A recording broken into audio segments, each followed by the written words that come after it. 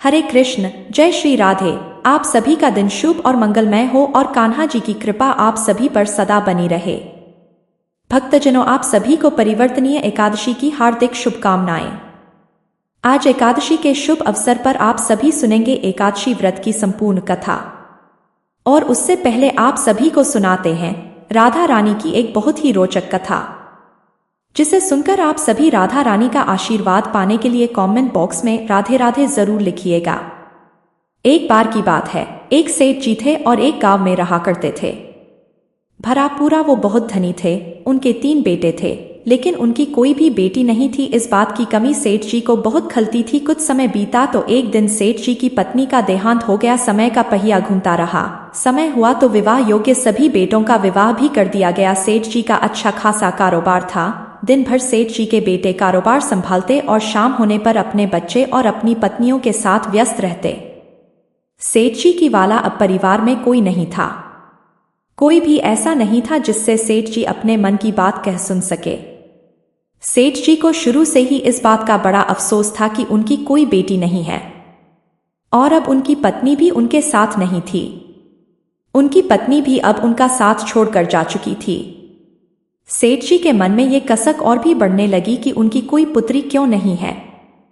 एक दिन एक बहुत पहुंचे हुए महात्मा सेठ जी के घर पर आए और उन्हें देखकर पूछने लगे कि सेठ जी, क्या बात है? तुम्हें किस बात की परेशानी है? तुम इतना दुखी क्यों लग रहे हो? तब सेठ जी ने अपने दुख का कारण उन महात्मा को बताया कि महात्मा जी, मेरी कोई भी बेटी नहीं है। इस कारण से मुझे अपने जीवन में ये अभाव लगा रहता है और मुझे बड़ा अफसोस होता है, बहुत दुख होता है कि मेरी कोई बेटी क्यों नहीं है। अगर मेरी बेटी होती तो वो भी मेरा ध्यान रखती, मेरे मन की बात सुनती। मैं भी उससे अपने मन का बोझ कह सुनकर हल्का कर लिया करता। वो पहुंचे हुए महात्मा कहने लगे कि सेठ जी, तुम राधा रानी को ही अपनी बेटी मान लो।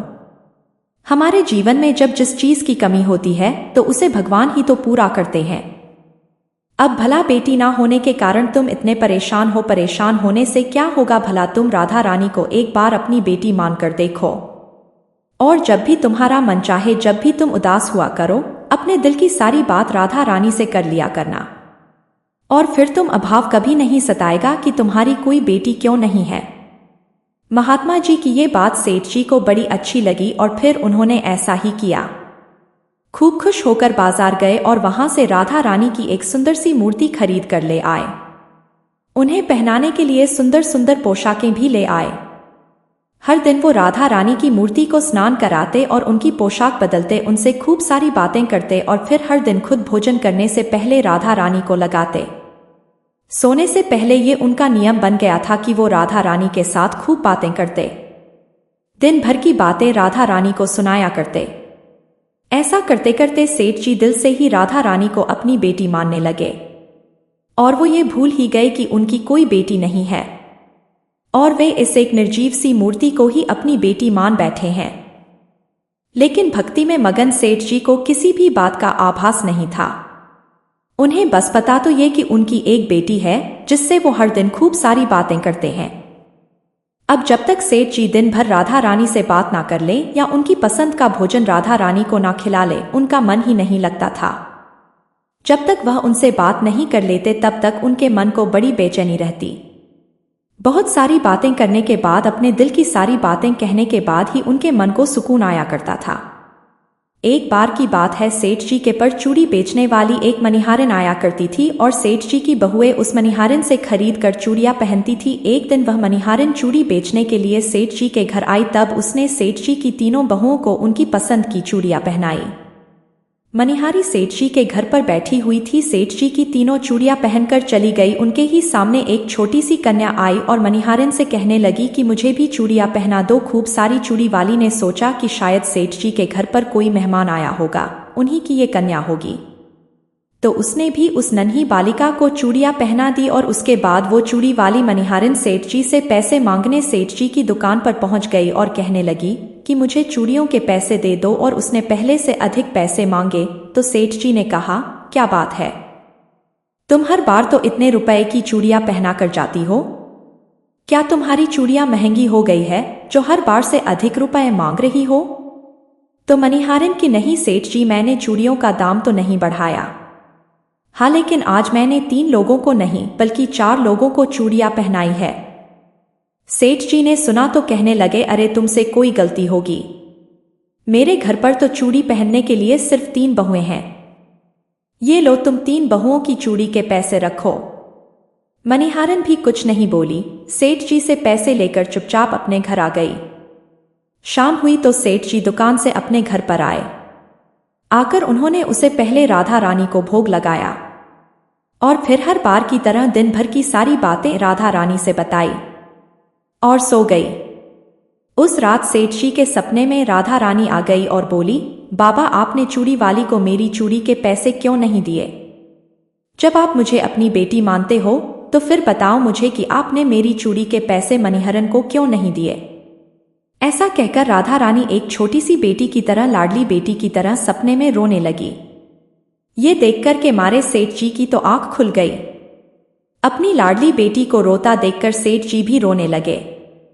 जब सुबह हुई तो भागे भागे मणिहारन के घर गए और बहुत सारे सोने के सिक्के उसके पैरों में रख दिए और मणिहारन से बोला कि बहन, तुम कल सच बोल रही थी कि तुमने कल 4 को ही चूड़ी पहनाई थी और मैंने तो श्री जी को अपनी बेटी माना है। तुम बहुत भाग्यशाली हो जिसको राधा रानी के दर्शन हुए हैं। अरे मैं तो दिनों से उनके दर्शन को तड़प रहा हूं और तुमने बस एक बार में ही उनके दर्शन कर लिए। ऐसा कहकर सेठ जी रोने लगी। फिर हाथ जोड़कर बोले, बहन, तुम्हें चूड़ी का जो भी दान चाहिए मुझसे मांग लो। सेठ जी को रोता देखकर मणिहारन की आंखों में भी आंसू आ गए और मन ही मन सोचने लगी कि जब मुझे खुद राधा रानी के दर्शन हो ही गए तो फिर भला मुझे सेठ जी से दान क्यों लेने, और मुझे इससे ज्यादा क्या चाहिए। वो भी सेठ जी के सामने हाथ जोड़कर बोली कि आपके ही कारण मुझे राधा रानी के दर्शन हुए हैं और मेरा ये जीवन सफल हो पाया। आप मुझे कुछ नहीं चाहिए। तो प्रिय श्रोताओं, जब हम भगवान को सच्चे मन से पुकारते हैं, उनकी पूजा करते हैं, उन्हें जिस भाव से भी पूजते हैं, वो हमें उसी भाव में दर्शन भी जरूर देते हैं और हमारे मन के भावों का वो हर समय ध्यान भी रखते हैं। इसीलिए भगवान को आप चाहे किसी भी रूप में पूजे, बस आपके मन के भाव सच्चे होने चाहिए तो भगवान आपकी सारी दूर करते हैं। भक्तजनों, अब सभी पापों का नाश करने वाली और अंत में वैकुंठ लोक प्रदान करने वाली परिवर्तनीय एकादशी की इस पावन कथा का रसपान कीजिए। पौराणिक कथा के अनुसार धर्मराज युधिष्ठिर भगवान श्री कृष्ण से बोले, हे भगवान, भाद्रपद मास के शुक्ल पक्ष की एकादशी का नाम और उसकी विधि क्या है? इस एकादशी के व्रत को करने से किस फल की प्राप्ति होती है और उसका महत्व क्या है? प्रभु ये सब तब भगवान श्री कृष्ण बोले, हे राजन, अब मैं अनेकों पाप नष्ट करने वाली तथा अंत में स्वर्ग देने वाली भाद्रपद मास के शुक्ल पक्ष में आने वाली परिवर्तनी नाम की एकादशी की कथा कहता हूँ। इस एकादशी को जयंती एकादशी भी कहते हैं। इस एकादशी की कथा सुनने मात्र से ही समस्त पापों का क्षय और अरिष्टों का नाश हो जाता है। परिवर्तनी एकादशी के व्रत का फल वाजपेय यज्ञ के फल से भी अधिक है। इस जयंती एकादशी की कथा से नीच और पापियों का भी उद्धार हो जाता है। अगर कोई धर्मपरायण मनुष्य इस एकादशी के दिन मेरी पूजा करता है तो मैं उसी संसार की समस्त पूजाओं का फल प्रदान करता हूँ। जो मनुष्य इस दिन मेरी पूजा करता है उसे मेरे लोक की प्राप्ति होती है, इसमें बिल्कुल भी संदेह नहीं है। धर्मराज, जो मनुष्य इस एकादशी के दिन वामन भगवान की पूजा करता है वह तीनों देवता अर्थात ब्रह्मा, विष्णु और महेश की भी पूजा कर लेता है। इसलिए जो साधक इस एकादशी का व्रत करते हैं उनके लिए संसार में कुछ भी शेष नहीं रहता। इस एकादशी के दिन भगवान विष्णु करवट बदलते हैं, इसलिए परिवर्तनीय एकादशी कहते हैं। धर्मराज युधिष्ठिर भगवान कृष्ण से फिर बोले कि हे भगवान, आपके वचनों को सुनकर मुझे महान संदेह हो रहा है कि आप किस प्रकार सोते और करवट बदलते हैं। आपने राजा बलि को क्यों बांधा और वामन रूप धारण करके क्या क्या लीलाएं की? चातुर्मास की विधि क्या है और आपके शयन करने पर मनुष्य का क्या कर्तव्य है? प्रभु, सो ये सब विस्तार पूर्वक कहिए। तब भगवान श्री कृष्ण बोले, हे राजन, अब आप पापों को नष्ट करने वाली इस एकादशी की कथा का श्रवण करो। त्रेता युग में एक बलि नाम का दानव हुआ। वह अत्यंत भक्त, दानी, सत्यवादी और ब्राह्मणों की सेवा में तत्पर रहा करता था। उसने अपनी भक्ति, जप और तप के प्रभाव से स्वर्ग लोक में को भी जीत दिया। इंद्र आदि अन्य देवता इस बात को सहन नहीं कर सके और भगवान नारायण से प्रार्थना करने लगे। तब भगवान ने अपने पंचम स्वरूप वामन रूप को धारण किया और अत्यंत तेजस्वी ब्राह्मण बालक के रूप में राजा बलि को जीत लिया। इस पर युधिष्ठिर महाराज बोले, हे जनार्दन, आपने वामन रूप धारण करके बलि को किस प्रकार जीता, ये सभी विस्तार पूर्वक समझाइए। तब श्री कृष्ण भगवान बोले, हे राजन, मैंने वामन का रूप करके राजा बलि से याचना की कि हे राजन, तुम मुझे 3 पग भूमि दे दो, इससे तुम्हें 3 लोकों के दान का फल प्राप्त होगा। राजा बलि ने इस छोटी सी याचना को स्वीकार किया और 3 पग भूमि देने को तैयार हो गए। तब मैंने अपने आकार को बढ़ा लिया और भूलोक में पैर, भूवलोक में जंघा, स्वर्गलोक में कमर, महलोक में पेट, जनलोक में हृदय, तपलोक में कंठ और सत्यलोक में मुख अपने सिर को ऊंचा उठा लिया। उस समय सूर्य, चंद्र, नक्षत्र, इंद्र, अन्य देवता आदि शास्त्रानुसार मेरी स्तुति करने लगे। उस समय मैंने राजा बलि को पकड़ा और उससे कहा कि हे राजन, अब मैं तीसरा पैर कहाँ रखूं। इतना सुनते ही राजा बलि ने अपना सिर नीचे कर लिया और उसके सिर पर मैंने अपना तीसरा पैर रख दिया। तब वह भक्त दानव पाताल को चला गया। जब मैंने उसे अत्यंत विनीत पाया तो मैंने उससे कहा, हे बलि, मैं सदैव तुम्हारे पास ही रहूंगा। भाद्रपद के पक्ष की एकादशी को परिवर्तिनी नामक एकादशी के दिन मेरी एक प्रतिमा राजा बलि के पास रहती है और एक क्षीर सागर में शेषनाग पर शयन करती रहती है। इस एकादशी को भगवान विष्णु शयन करते हुए करवट बदलते हैं।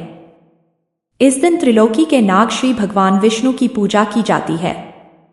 इस व्रत में सारा दिन उपवास रखकर रात्रि को जागरण करना चाहिए। इस प्रकार व्रत करने से मनुष्य समस्त से मुक्त होकर स्वर्ग लोक को चला जाता है। जो मनुष्य पापों को नष्ट करने वाली इस पावन कथा को सुनते हैं, उन्हें अश्वमेध यज्ञ का फल मिलता है। कथा का सार यह है कि इस दिन मनुष्य दान करे, लेकिन दान करने के बाद अभिमान बिल्कुल ना करे, क्योंकि अहंकार पूर्वक किया गया दान पुण्य का नाश कर देता है। राजा बलि ने अभिमान किया था, इस कारण वह पाताल लोक को चले गए। और जब भगवान अपने भक्तों पर कृपा करते हैं तो अपने भक्तों के मन में अभिमान नहीं आने देते, वे उनका अभिमान दूर करने के लिए ऐसी ऐसी लीलाएं रचते हैं कि भक्त स्वयं ही उनके चरणों में अपना अभिमान समर्पित कर देता है। प्रिय भक्तजनों, ये थी आज की कथाएं। आपको कैसी लगी कमेंट बॉक्स में जरूर बताइएगा।